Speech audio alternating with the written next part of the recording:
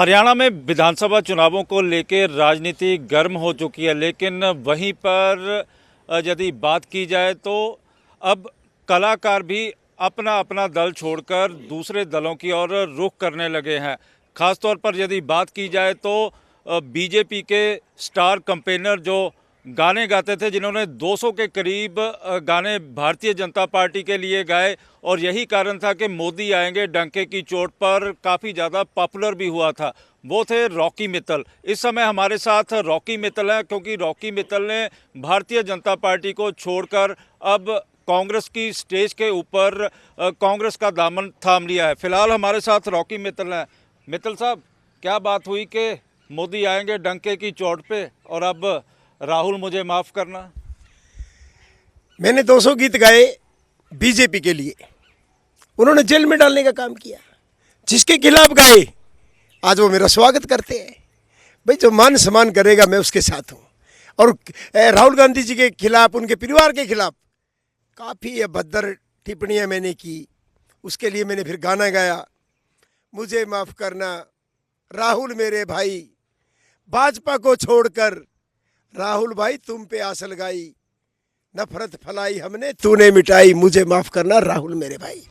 तो राहुल ने माफ़ कर दिया, कांग्रेस की स्टेज पर आपको वहां पर परफॉर्म करने के लिए भी भेज दिया गया, लेकिन क्या बात हुई कि लगातार ही आपने प्रधानमंत्री मोदी को पत्र भी लिखे, स्टेट हाई कमांड को भी लिखे, इसी तरह योगी के बारे में भी वहाँ पर आप उनके लिए प्रचार करते हुए दिखाई दिए। इन्होंने यूज एंड थ्रो होता है ना, नैपकिन समझ रखा है लोगों को। मैं जब तक अकेला बाहर फेंका था मुझे इतनी प्रॉब्लम नहीं थी, मैं लगा हुआ था। 4 साल पहले जेल में गया तो भी लगा हुआ था। जब विज जी, अनिल विज जी, रामविलास शर्मा, ओपी धनखड़, कैप्टन अभिमन्यु, बड़े बड़ों को साइड लाइन कर दिया, तब मुझे लगा कि अच्छे लोगों को बाहर फेंकने की खट्टर साहब की एक आदत बन गई है। लेकिन आपने मोहनलाल बड़ौनी को एक पत्र भी दिया था, जिसमें 15 दिन का समय आपने दिया था प्रधानमंत्री नरेंद्र मोदी के ऑफिस को कि मैं आपका इंतजार करूंगा, लेकिन वो भी, मुझे घमंड था कि मोदी जी मुझे जाने नहीं देंगे। मैंने मोदी जी को मेल भी किया, उनके पीए को कॉल भी किया, मैंने राष्ट्रीय अध्यक्ष जेपी नड्डा जी को कॉल भी किया और मेल भी किया, उनके पीए से बात भी हुई। मैंने मुख्यमंत्री जी को मेल किया, उनको हार्ड कॉपी भी दी, कल को मुकर ना जाएं। तो उन्होंने बोला कि आपकी चर्चा होगी। जब उसने चर्चा शुरू की तो खट्टर साहब ने उसको धमका के नीचे बैठा दिया। बात की उसने, लेकिन बैठा दिया। उसको पता नहीं था ना कि यह संगठन भी खट्टर साहब है, सरकार भी खट्टर साहब है, प्रभारी भी खट्टर साहब है और प्रदेश अध्यक्ष भी खट्टर साहब है, सब कुछ खट्टर साहब है। यदि मुझे ये पता होता कि सब कुछ खट्टर साहब है, शायद मैं बीजेपी के लिए एक गीत भी ना गाता। मैं सोचा था कि दुनिया की सबसे बड़ी पार्टी है, यदि एक इंसान के साथ बिगड़ भी जाएगी तो बाकी संभाल लेंगे। यह संभालने वाला कोई नहीं है, सभी मारने वाले। आपने आसान फरामोशी कर दी, आपको तो पब्लिसिटी बोर्ड का चेयरमैन तक लगा दिया था भारतीय जनता पार्टी। ये मैंने नहीं करी, उन्होंने किया जिन्होंने जेल में डालने का काम किया। मेरे को पब्लिसिटी का चेयरमैन लगाया था श्री राजेश खुल्लर जी ने, मेरे काम के बलबूते एक नौकरी दी थी, और जितने पैसे आते थे ना वो भी मैं मोदी जी के गीत बना देता था। और खट्टर साहब को यही बात चुभती थी और वो बार बार कहते थे अपने अधिकारियों के माध्यम से कि आप मोदी भक्त नहीं लिखो, मनोहर भक्त लिखो, जो मुझे मंजूर नहीं था। भक्त एक का बना जाता है, बार बार लोगों का नहीं बना जाता। लेकिन अब तो आप राहुल भक्त बन गए। मैं भगत किसे, उन्होंने मैंने भाई बोला उसको, मैंने तो बोला ही नहीं। मैं मोदी भगत बोलता था, मैं तो राहुल को भाई बोला है। लेकिन राहुल के ऊपर इतनी टिप्पणियां भी की गई, और आज आपको क्या लगा कि राहुल की ओर आकर्षित हो गया? माफी वही मांगता है जो गलत करता है। मैंने गलत किया, गलतियां की, इनकी भावनाओं में बह गया। पूरा देश एक बार भावनाओं में बह के मैं भी बह गया, और भावनाओं में बह के मैंने उल्टी सीधी टिप्पणियां करता गया। जब मेरी आंखें खुली, अंधभक्ति का चश्मा उतरा, तो मैंने देखा वो बहुत बड़ी गलती हो गई। तो पूरी दुनिया का सबसे पहला गीत भी मैंने बनाया, मुझे माफ करना राहुल मेरे भाई। एक सुनाइए जरा। नफरत के बाजार में प्यार की दुकान है, नफरत के बाजार में प्यार की दुकान है, नफरत छोड़ो भारत जोड़ो राहुल अभियान है।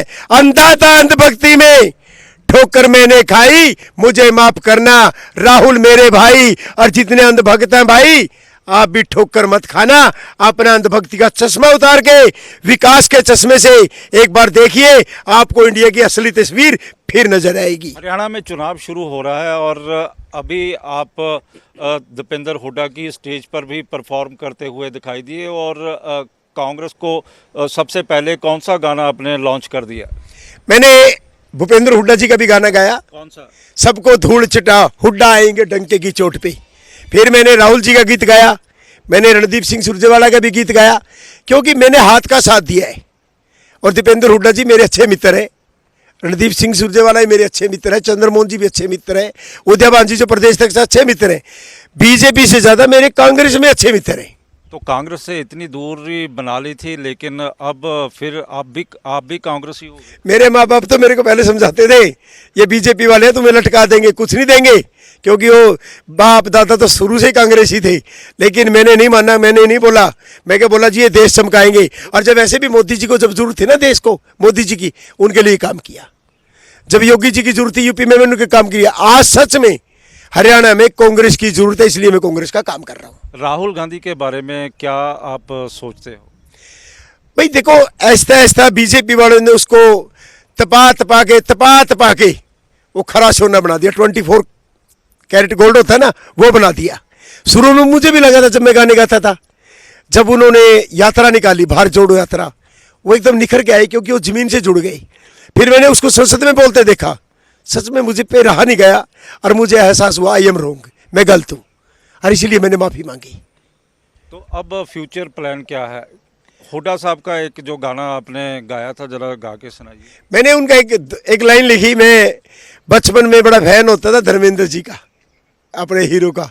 मैंने लिखा, जैसे फिल्मों में धर्मेंद्र, मारा असली हीरो भूपेंद्र, युवा दिलों की धड़कन, छाया दिलों पे भाई दीपेंद्र। मैंने ये गाना जब गाया, आप मेरी सोशल मीडिया पे देखो कितना वायरल हो गया। कल मैंने जब गन्नौर में गाया, क्या बोलूं कि इतनी जनता का प्यार तो मुझे पूरी भाजपा में, पूरे देश में नहीं मिला। यानी कि लोग मेरा इंतजार कर रहे थे। कहते हैं ना, एक रास्ता बंद होता तो 2-4 रास्ते खुलते हैं, 3 रास्ते खुलते हैं। मेरा एक रास्ता इनका बंद हुआ, इनमें जेल में डालने का काम किया, और उन्होंने मेरे को प्यार करने का काम किया। और मैं शुक्रगुजार हूँ राहुल गांधी जी का, पूरी कांग्रेस टीम का। इतना कुछ कहने के बाद भी उन लोगों ने मेरे को माफ़ किया। लेकिन रॉकी जी, ऐसा तो नहीं है, आजकल जैसे ट्रेंड चल रहा है कि जैसे लोग हर रोज कपड़े बदलते हैं, ऐसे ही लोग पार्टियां बदलते हैं। आपने भी भारतीय जनता पार्टी को छोड़ के कांग्रेस ज्वाइन कर ली, कांग्रेस के बाद ए पार्टी, फिर बी पार्टी, फिर सी पार्टी। ये तो वो बात होगी ना, वो करें तो रासलीला, हम करें तो करैक्टर ढीला। वो जिंदल साहब को ले आओ, कोयला चोर को, वो ठीक है। वो किरण चौधरी जी को ले आए, राज्यसभा में भेज दिए, वो ठीक है। अशोक चौहान, पता नहीं कितने लोग, अशोक तंवर आ गया, रणजीत चौटाला आ गया। रणजीत चौटाला 80 साल का बुजुर्ग आदमी, उसके बराबर के तो पेड़ भी सूख गए। ऐसे ऐसे लोगों को तो बात करेंगे, युवाओं को आगे लेके आना, युवाओं को आगे लेके आना, मेरी बहनों को, महिलाओं को आगे लेके आना। मैं नेताओं से एक बात पूछना चाहता हूँ, आप कहते हैं हमने 50% का कोटा दिया सरपंची में, कहते ना हरियाणा के नेता, अरे तुम 50% का कोटा एमएलए और एमपी में क्यों नहीं देते, सरपंच में क्यों? क्योंकि वहां तुम्हारी दुकानदारी बंद होती है। जहां तुम्हारी दुकानदारी बंद होती है, वहां कानून नहीं बनाएंगे, कानून वहां बनाएंगे जहां एक आम आदमी चुन के आएगा। आप बताइए कि नायब सिंह सैनी और मोहनलाल बड़ौली लग रहा है कि तीसरी बार हैट्रिक बना पाएंगे। मोहनलाल बड़ौली जी को मेरे परम मित्र है, मैंने बोला भी था, मैं क्या जो भी बयान देना है खट्टर साहब से पूछ लिया करो। उसने बयान दे दिया कि नायब सैनी तो सीएम साहब तो लड़ेंगे लाडवा से, और मैं कल ही बोल के आया बयान, और करनाल में उन्होंने बयान दे दिया कि नहीं भाई मैं तो करनाल से लड़ूंगा। इनका भी यही डिस्प्यूट चल रहा है कि कौन कहां से लड़ेगा। पागल है, एक दूसरी सीट पे भागम भाग हो रही है। अभी तो टिकटें कहते हैं रिलीज होने दो, टिकटें मार्केट में आने दो, उसके बाद कितनी भगदड़ मचेगी, देखने वाली बात वो है। ये थे रॉकी मित्तल जो बता रहे थे कि किस तरह की परिस्थितियों के चलते ही उन्होंने भारतीय जनता पार्टी को छोड़कर कांग्रेस की स्टेज को ज्वाइन किया है। अब देखने वाली बात होगी कि रॉकी मित्तल का करिश्मा जिस तरह से भारतीय जनता पार्टी में चलता था, अब वो कांग्रेस में चल पाएगा या नहीं। विशाल इंग्लिश, न्यूज़ 24, चंडीगढ़।